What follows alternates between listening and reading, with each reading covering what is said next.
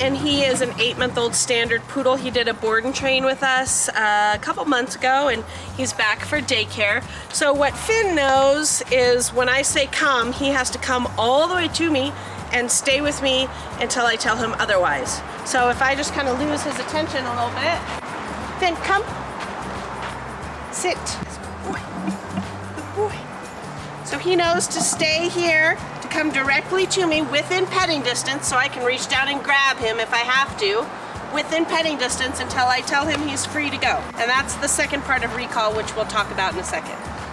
Break. Good boy. Good boy. Good boy. Break.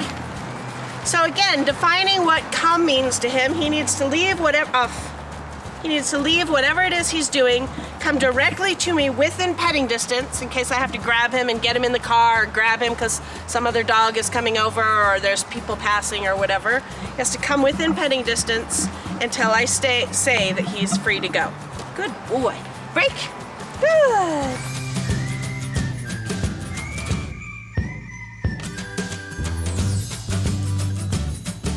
Alright, so the second part of having a very reliable recall is defining the beginning and the end of the command, so to speak.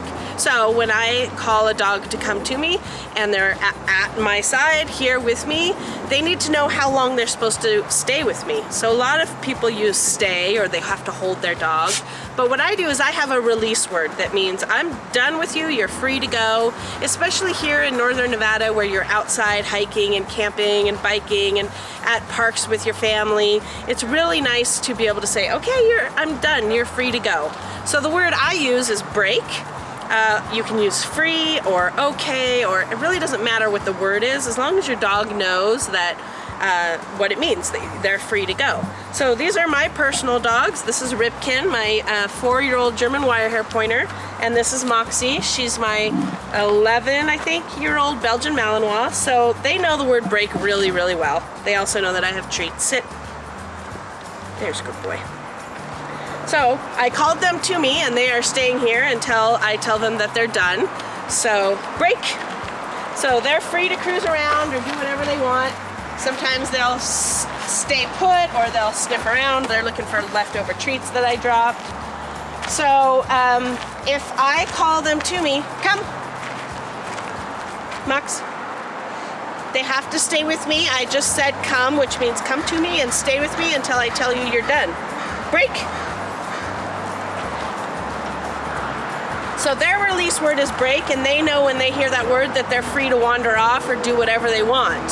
So if I had called Moxie and she came to me and then started walking off, that's not really defining the come enough, right? She can't just come and then walk away or check in or run past me. She has to stay with me until I say, okay, I'm done with you, you're free to go.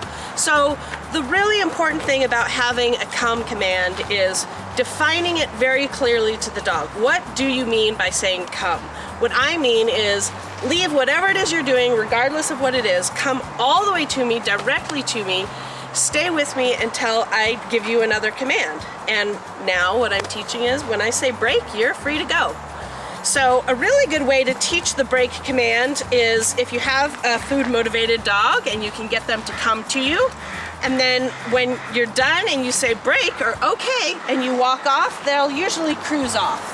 Another way to do it, if you're doing this in your house or on your property, you can say come, and then when you're done and you teach them break, you can say break, and you can throw a treat or a ball and then they'll wander off to get it. Moxie, break. So that's kind of marking the word with a treat of, okay, you're free, go away from me and go find that thing. Sit. Sit. Okay, break.